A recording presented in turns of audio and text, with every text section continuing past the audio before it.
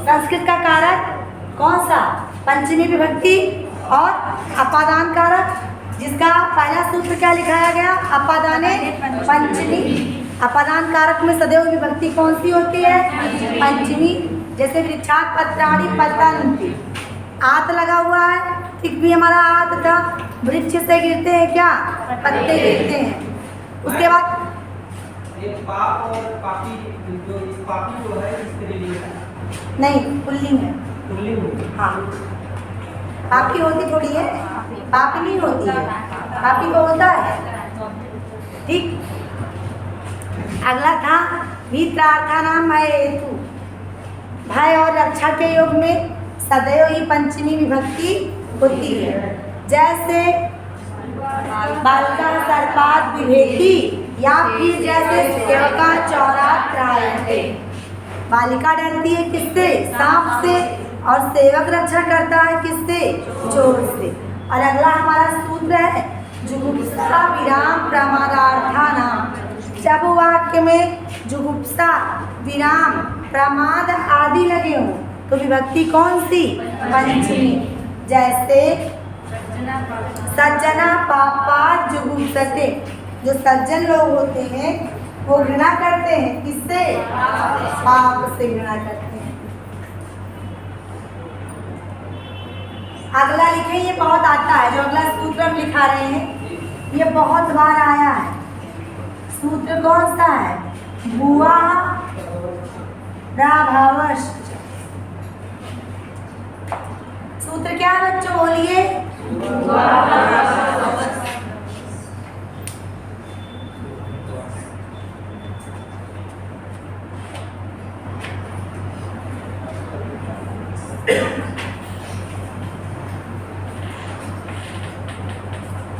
हिंदी लिखिए। जब कोई कहीं से निकलता है, जब कोई कहीं से निकलता है तो वहाँ पर पंचमी विभक्ति होती है।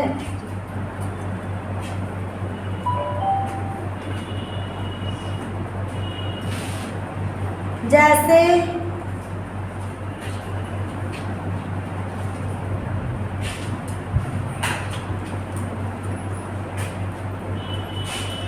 सर्पा विलात प्रभवति। सर्पः विलात प्रभवति।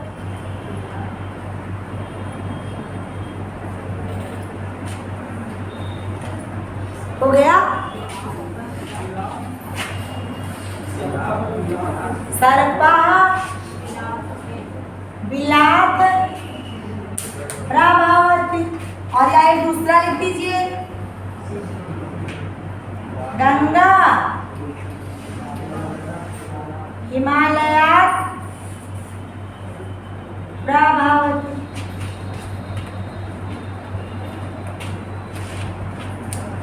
ये वाला हिंदी में बहुत बार आया है, गंगा हिमालय से निकलती है। हो गया? दिल से निकलता है कौन? सांप। और गंगा कहाँ से निकलती है? हिमालय से निकलती है। और ये देखो हमारा ट्रिक भी लिखा है, आत आत वाला कंठन। अच्छा बच्चों, ऐसा तो नहीं कि आप में से किसी को समझ में नहीं आ रहा है? सबको आ रहा है? आवाज़ वैसे सबकी तो नहीं आई है। सभी को संस्कृत समझ में आती है? कोई समस्या तो नहीं है? ऐसा तो नहीं कि डर के मारे अंग्रेजी लेना पड़े? नहीं, पक्का? अच्छा। और एक दूसरी बात पता है क्या होता है? कभी कभी रास्ते दुर्गम होते हैं। कभी अगर आप लोग पहाड़ पे गए हो, या मान लो पहाड़ पे नहीं गए हो, अगर पता हो आज रास्ते में ऑटो नहीं मिलेगा और पैदल चलना है ना, तो हम लोग देखते हैं कि एक कोई राही है, कोई मुसाफिर है जो बेचारा ऐसे ऐसे करके चल रहा है, तो हम लोग उसको देखते हैं तो और थकान लग जाती है, क्योंकि हम लोग को लगने लगता है कि रास्ता तो बहुत कठिन है, तभी तो बेचारा थका है कि नहीं है। या पर्वत पे चढ़ने वाले जो उतरने वाले हैं, अगर कोई आपको बता दे कि जा रहे हो भैया भगवान ने बचाए, बड़ा मुश्किल है, तो आधी एनर्जी तो वहीं से खत्म, क्योंकि अब आप बहुत डर डर के तब चढ़ोगे। बट अगर लौटने वाला बता दे अरे कुछ नहीं, कुछ ऐसी शक्ति है कि कब पहुंचो कब उतरो कोई थकान लगती ही नहीं है, तो क्या हुआ, फिर आप तो बहुत जोश में भर गए, अरे ऐसा, तब तो चलो चल लेते हैं। या वही एक और कोई रास्ते में मिला है जो किसी तरह ऐसे ऐसे चल रहा है, और एक दूसरा कोई मिल जाए साथी जिसको आप ही के रोड पे जाना है और जोश से भर के जा रहा हो, और आपसे ये कह दे कि जब पहुंचना तो घर ही है तो मर के क्यों पहुंचा जाए, चलो ताजगी के साथ पहुंचते हैं, तो आप में नवीन प्रकार की ऊर्जा का संचार हो जाता है। बात तो सच कह रहा है, क्यों रो रो के चला जाए, चलो तेज से ना चला जाए। या घर के काम ही देखते, कुछ लड़के लड़कियां घर के काम कैसे करते हैं, लड़के लड़कियां दोनों, कुछ लड़के हैं कि पढ़ाई के बीच में सब्जी लाने जाना है, और मान लो ये 11 बजे ऑनलाइन क्लास का टाइम हो गया है, लेकिन सब्जी जरूरी है क्योंकि मेहमान आए हैं, तो इतना झल्लाएंगे चिल्लाएंगे बोलेंगे 15 मिनट उसी में वेस्ट कर देंगे, और 15 मिनट बाद धीरे धीरे जाएंगे झंझनाते, और लौटेंगे तब तक क्लास तो हो गई खत्म, है ना। और कुछ गर्ल्स भी है कि चाय बना के देना है, इतना रोएंगी उसी में, 11 बजे क्लास है अभी चाय पीना है, और इतना रो रो के काम करेंगी कि ऑलरेडी 12 बज जाएगा। और दूसरे टाइप के भी लोग हैं जो विपरीत परिस्थितियों में जब उनको पता है कि सब्जी तो आनी है और हम ही को लाना है, तो वो तेज़ी से गाड़ी स्टार्ट करते हैं और फट से ला के सब्जी लेते हैं और फिर अपनी क्लास पे लग जाते हैं। और दूसरे टाइप की लड़कियां भी हैं जो वीडियो ऑन करती हैं और मस्ती में पढ़ती हैं और चाय चीनी भी डाला कर रही हैं। तो आप बताइए दोनों में कौन सी वाली अच्छी है? दूसरे वाले ना। तो जब हमको पढ़ना है गर्ल्स को भी बॉयज़ को भी, तो क्यों ना हम लोग जोश से पढ़ें, रो रो के काहे पढ़ें, मर के काहे पढ़ें। 4 दिन पेपर बचा है, यदि हमें शिक्षक समझ में आ रहा है, भाषा समझ में आ रही है, तो क्यों ना उत्साह से भर के पढ़ा जाए। किसी स्कूल में प्रार्थना जब आप पढ़ते थे तब होती थी, तो लोग कहते थे भारत माता की, तो जो ऊपर खड़े थे वो कहते थे जय, थे ना, तमाम ऐसा वाला था कहते थे जय, तो वो वाले जय में और एक कहते थे जय वो वाले जय में, कभी फर्क महसूस किया कि नहीं महसूस किया भाई? वो वाले कह दिए जय तो लगा एक नवीन उत्साह का संचार हो गया, वीर रस्ते भर गए हम लोग। अब वो जो दूसरे वाले कह रहे हैं जय, क्या आधी पराजय तो वही हो गई, जो बचा है वो भी हो जाएगी। तो थोड़ा ऐसे पढ़िए कि मज़ा लेकर के पढ़िए, काम जो करना है वो करना है, जो होना है सो होना है, तो रो रो के काहे किया जाए, इतना खुश हो के काहे ना किया जाए कि लगे कि हम लोग खेल रहे हैं, पढ़ बिल्कुल नहीं रहे हैं। ठीक है, तो चलो आगे पढ़ते हैं, अगला लिखते हैं। बहिर्योगे पंचमी, हमारा अगला सूत्र है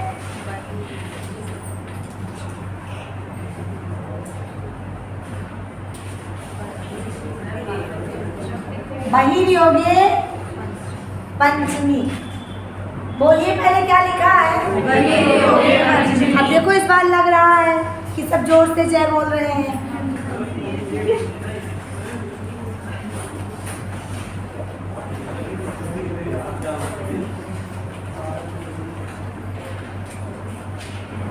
हिंदी लिखिए, बाहर जाने के योग में, बाहर जाने के योग में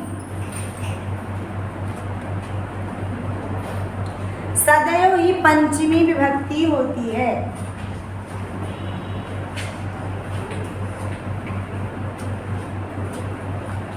तो चाहे योग बाहर जाने का हो और चाहे आपके वाक्य में ऐसे बाहिर लिखा हो गया, शब्द को पकड़ लिया, बाहिर लिखा है, विभक्ति कौन सी? पंचमी, और प्लस हाथ वाला टिक लगा दीजिए। जैसे ग्रामात बही, ग्रामात बही सरः वर्तते, ग्रामात बही, बहिर तो नहीं लिखेंगे, ये वाला नीचे आ जाएगा तो बहरा बन जाएगा, तो इसको नीचे उतारेंगे, लेकिन कैसे? आधे रा का क्या बनता है? विसर्ग बन जाता है। तो ग्रामात बही सरः वर्तते,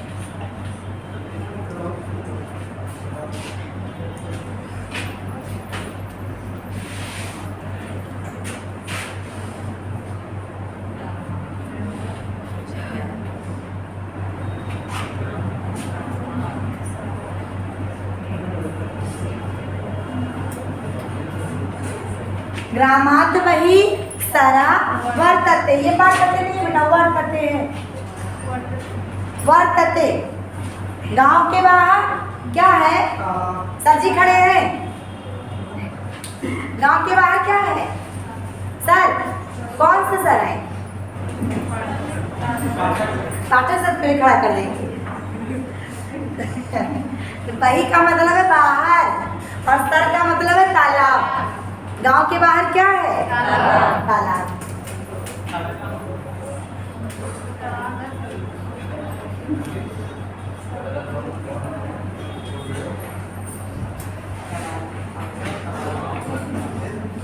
अगला और आखिरी सूत्र अपेक्षार्थे पंचमी। अपेक्षार्थे पंचमी।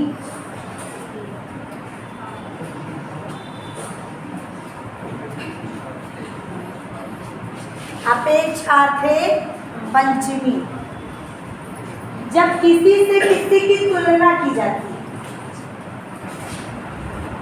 जब किसी से किसी की तुलना की जाती है या श्रेष्ठ बताया जाता है,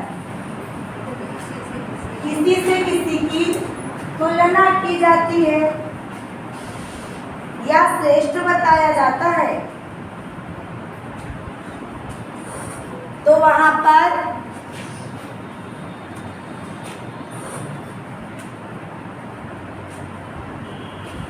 पंचमी विभक्ति होता है। जैसे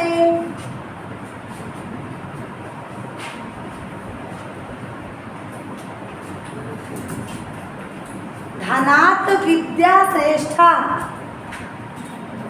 धनात् विद्या श्रेष्ठा। गरी ऐसे भी हो सकता है, धनात् विद्या श्रेष्ठा या गरीयसी, दोनों हो सकता है, चाहे गरीयसी और चाहे श्रेष्ठा। गरीयसी ठीक, गरीयसी लिखेंगे, गरीयसी, गरी वाली गरी और यसी हो गया। या फिर जो आप बचपन में पढ़ते थे, जननी जन्म भूमिश्चा स्वर्गादपि गरीयसी, वो भी हो जाएगा। लिख दें, गरीयसी नहीं लिख पा रहे हैं।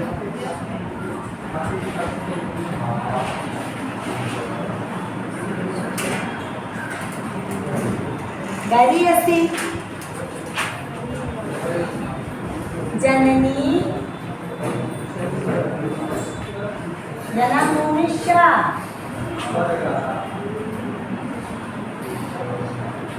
स्वर्गादपि गरीयसी। ऋषु इतना लेट क्यों हुआ आपको?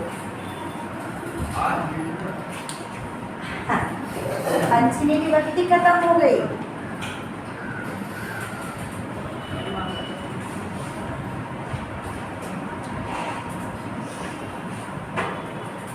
तो बच्चों एक बार पंचमी विभक्ति के सभी सूत्रों को दोहरा दीजिए। पहला फिर अगला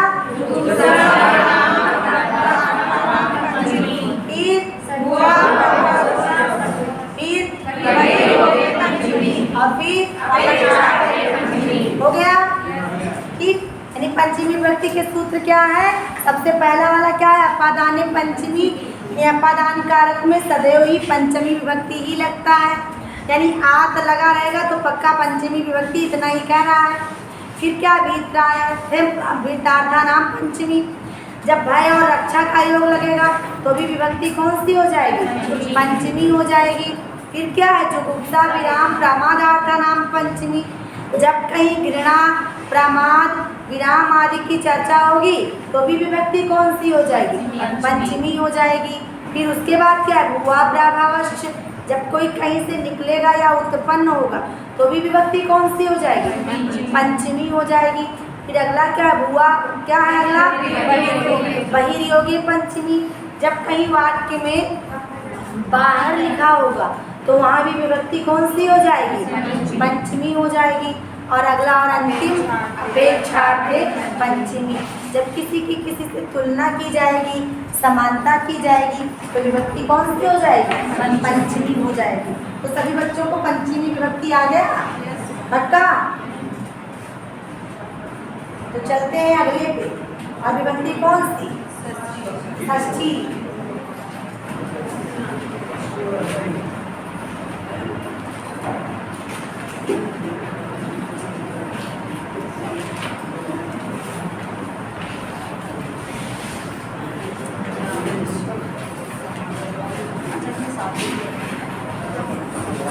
तो आइए लिखते हैं षष्ठी विभक्ति कारक कौन सा, आवाज फिर से बंद। षष्ठी विभक्ति कारक कौन सा, अधिकरण। षष्ठी विभक्ति का कारक हमें तो लग रहा है संबंध होगा, संबंधे षष्ठी हो गया। कौन सा, संबंध कारक। हाँ बिल्कुल ठीक। कौन सा, बालकस्य।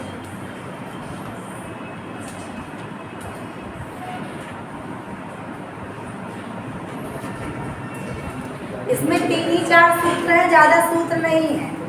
सबसे पहला सूत्र कौन सा, संबंधे षष्ठी। हिंदी लिखिए। जिन लोगों का आज पहला दिन है उन्हें समझ में आ रहा है। संबंध कारक में सदैव ही षष्ठी विभक्ति होती है।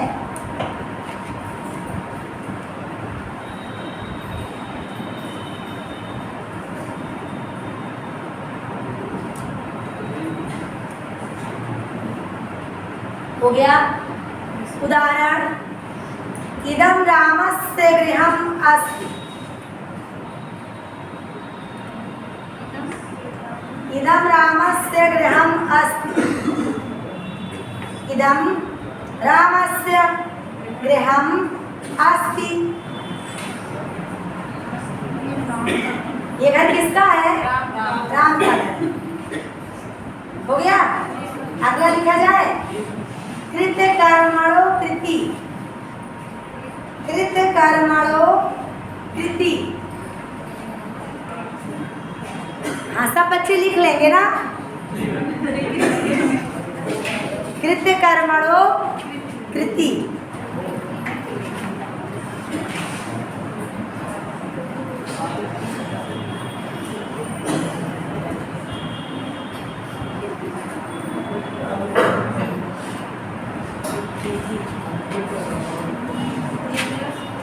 कृत्य कर्मणो कृति। कृति माने रचना, कर्म किया जाता है, और कृत माने करना। हो गया। जब किसी की कार्य या रचना, जब किसी की कृति या रचना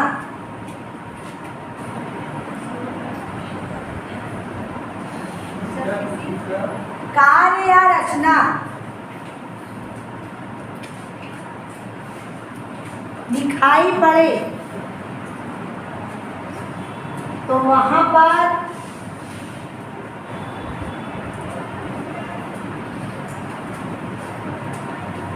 षष्ठी विभक्ति होती है। जैसे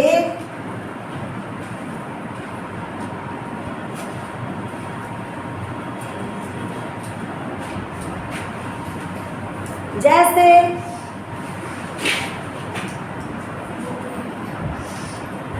मेघदूता इसकी किसकी कृति है, कालिदासस्य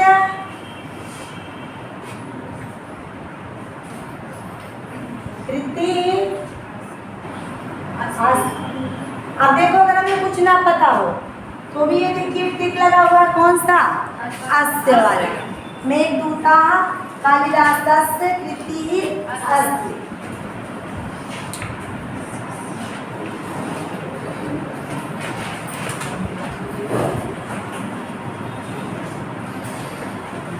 हो गया।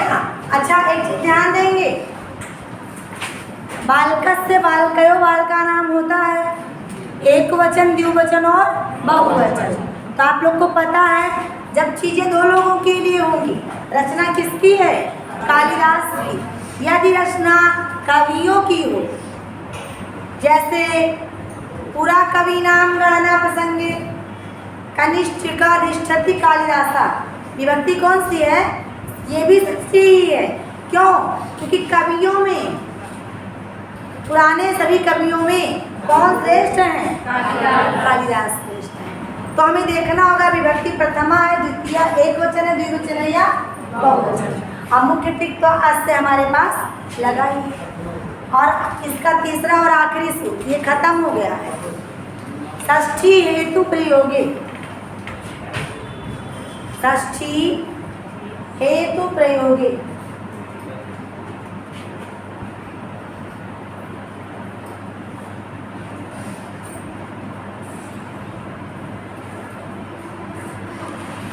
जब वाक्य में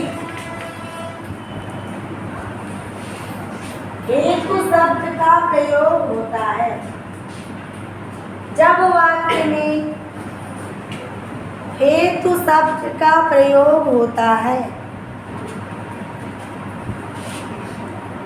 तो वहाँ षष्ठी विभक्ति होती है।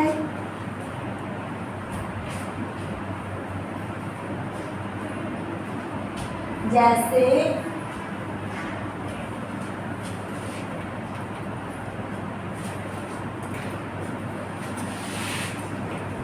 मोहना अल्पस्य हेतु, मोहना अल्पस्य हेतु बहु त्यजत, मोहना अल्पस्य हेतु बहु त्यजत, त्यजत।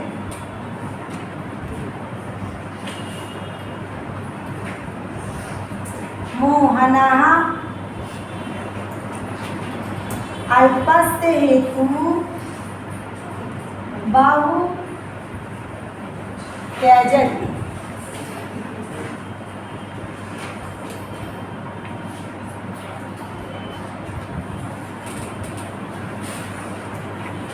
हो गया।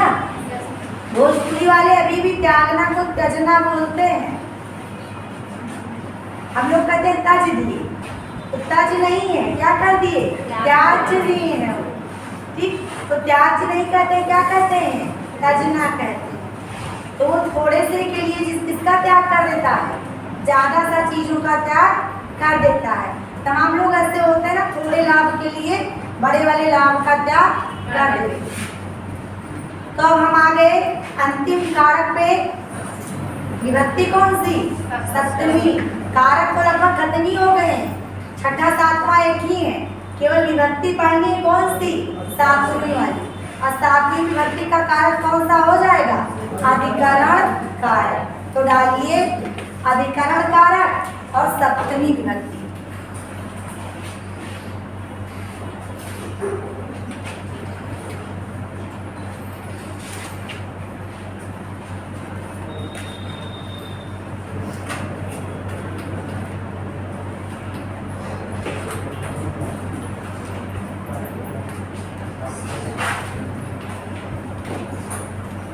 अधिकरण कारक कौन सी विभक्ति?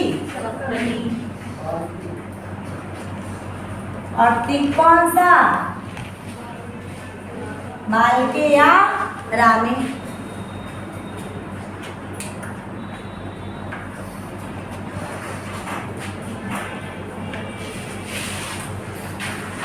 पहला सूत्र अधिकरणे सप्तमी। ये तो कभी आएगा नहीं, इसमें तो लिख ही रहा है। वाक्य आएगा जब कभी आएगा। अधिकरणे सप्तमी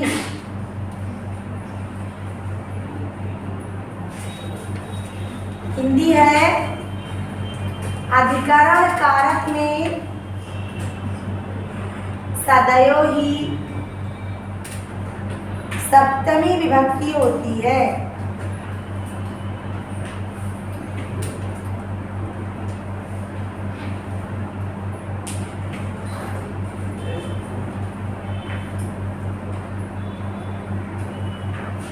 जैसे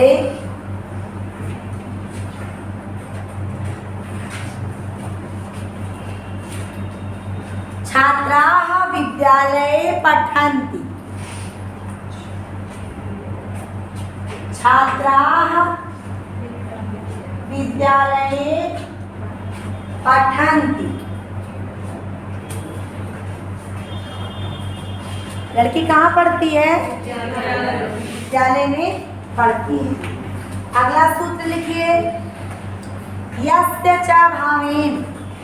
सभी लोग लिखेंगे, यस्य च भावेन, भावेन भावेन, यस्य च भावेन भावलक्षणं सप्तमी। यस्य च भावेन भावलक्षणं सप्तमी।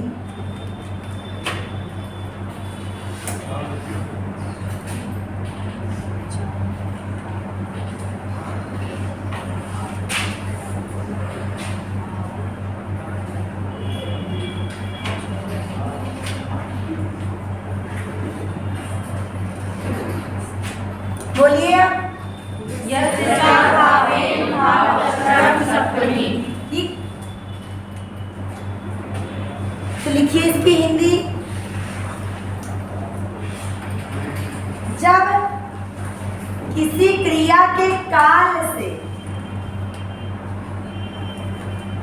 जब किसी क्रिया के काल से, काल काल टाइम, जब किसी क्रिया के टाइम से, काल से दूसरी क्रिया के काल का पता चले, दूसरी क्रिया का पता चले,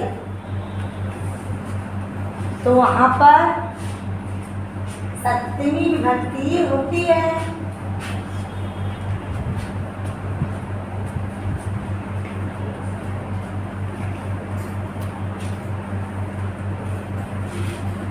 सप्तमी विभक्ति होती है। अब पहले तो एक क्वेश्चन का जवाब दें, यदि हिंदी में यही क्वेश्चन आ जाए, बिल्कुल यही जो हमने अभी लाइन में बोला है, यदि प्रश्न आ जाए कि जब किसी क्रिया के काल से दूसरी क्रिया के काल का बोध होता है तो हिंदी का कौन सा काल होता है?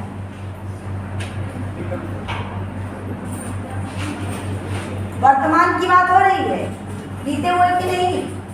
जब किसी क्रिया के काल से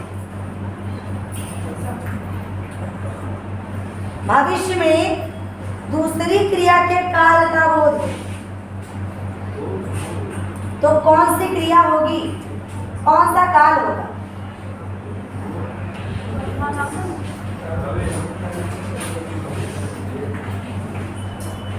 कौन सा है? एक जवाब सही है, लेकिन उन्होंने चुप पे रखा है, ठीक, और बाकी सबके जवाब गलत।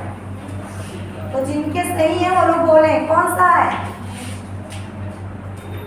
बताने के बाद भी नहीं पता कि कौन सा सही है, पता नहीं हम सही है कि नहीं सही। 100% सही है, हेतु हेतु मत भविष्य काल, ठीक। अच्छा, ऐसा क्यों कि आप लोग नहीं बता पाए, जबकि हिंदी में काल तो पढ़ लिया है सबने? पक्का? काल में एक काल आता है, हेतु हेतु मत भूत भी होता है और हेतु हेतु मत भविष्य भी होता है। हेतु हेतु मत भूत कब होता है? जब भविष्य में किसी कार्य का होना दूसरे कार्य के होने पर आधारित हो। और भविष्य कब होता है? जब भविष्य में किसी कार्य का होना दूसरे कार्य के सब टाइम या होने पर आधारित हो। यानी वो होगा तो दूसरा वाला भी होगा, और यदि होता तो दूसरा वाला भी होता। यदि पढ़ाई कर ली होती तो पास हो गए होते। तो ये कब है? ये हेतु हेतुमत भूत है। मतलब अगर वाक्य कहे अब पछताए का हो जब चिड़िया चुन गई खेत, तब क्या है? तब हेतु हेतुमत भूत है। ठीक। और यदि कह दिया जाए जो बोओगे सो घाटोगे, तब क्या हो जाएगा? हेतु हेतुमत भविष्य। क्लियर? तो चलिए इसकी हिंदी की वो संस्कृत में इसका उदाहरण लिखिए।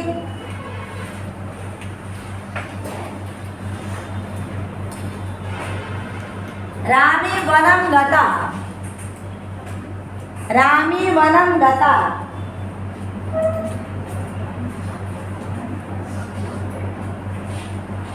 मृतो दशरथा। किसी का है? एक हुआ तभी तो दूसरा हुआ। रामे वनम गता मृतो दशरथा।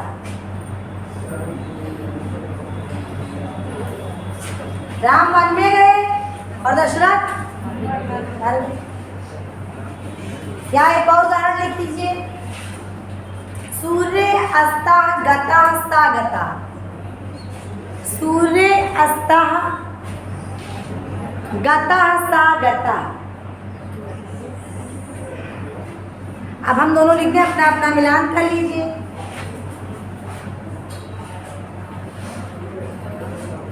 रामे वनम गता मृतो दशरथ। और अगला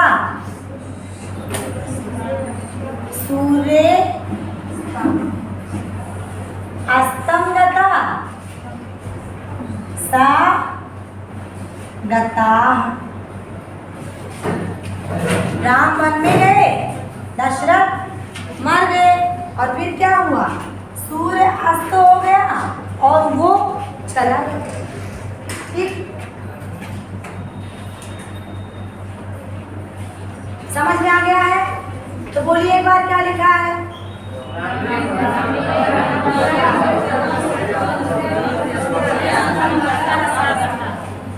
अगला सूत्र लिखिए। अवच्छेदे सप्तमी, अवच्छेदे सप्तमी।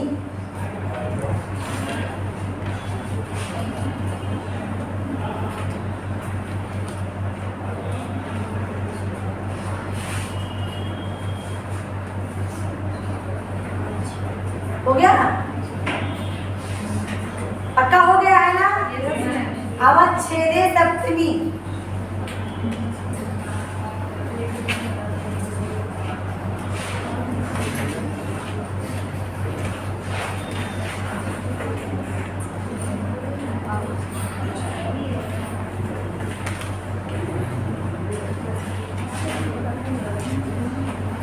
जब किसी अंग में सप्तमी विभक्ति लगी हो, जब किसी अंग में सप्तमी विभक्ति लगी हो तो वहां अवच्छेदे सप्तमी हो जाता है। तो वहां अवच्छेदे सप्तमी हो जाता है। जब किसी अंग में, किसी अंग में सप्तमी विभक्ति लगी हो तो वहां पर अवच्छेदे सप्तमी हो जाता है। मीन्स कैसे लगेगा? अगर कहा जाए हाथ में, कान में, मुंह में, गले में, पेट में, तो विभक्ति कौन सी हो गई? सप्तमी। क्लियर? जैसे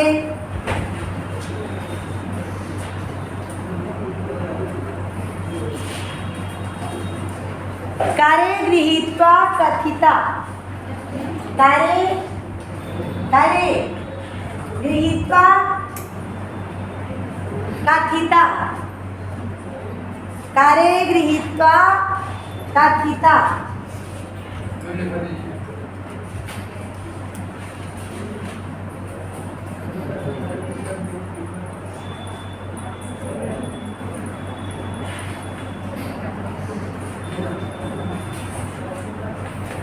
क्या लिखा है?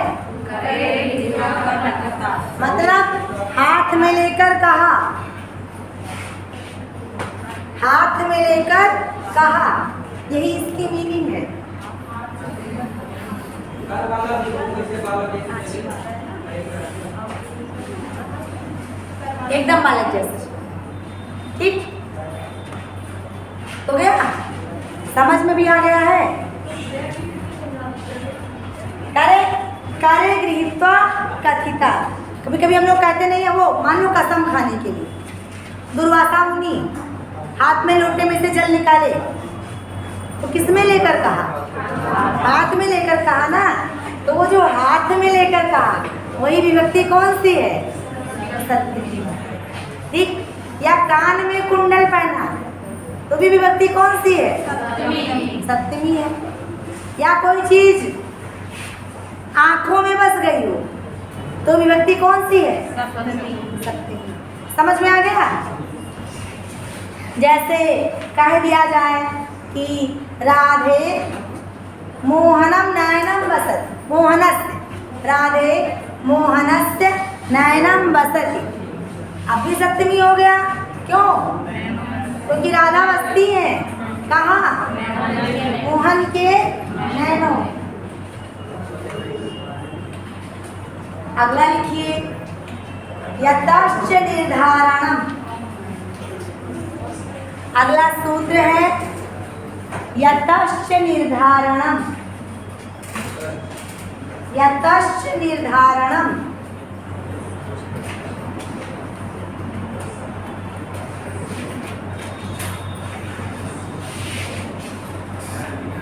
सूत्र क्या है? यतश्च, गलत हो गया, निर्धारणम। ठीक, हिंदी है इसकी, जब बहुतों में किसी का स्थान निर्धारण हो जाए, जब बहुतों में किसी का स्थान निर्धारण हो जाए तो वहां पर सप्तमी विभक्ति होती है।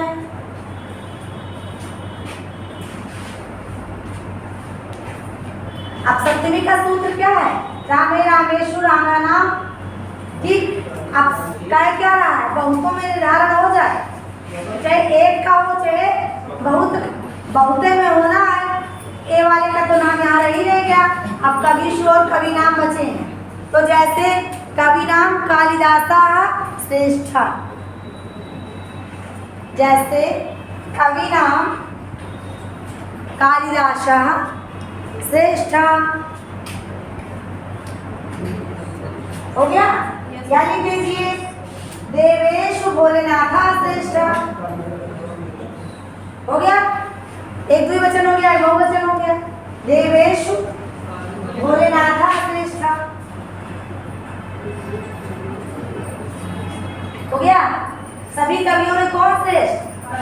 कालिदास। और त्रिलोक में कौन श्रेष्ठ? हो गया।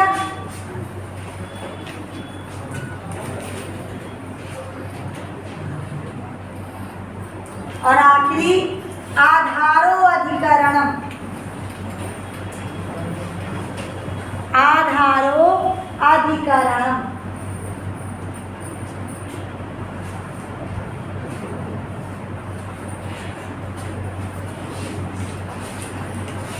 जब किसी व्यक्ति या वस्तु के आधार का बोध होता है,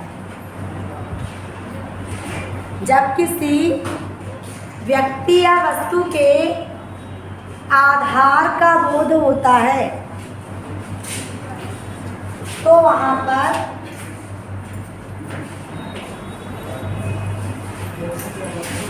वस्तु के आधार का बोध होता है तो वहां पर सप्तमी विभक्ति होती है।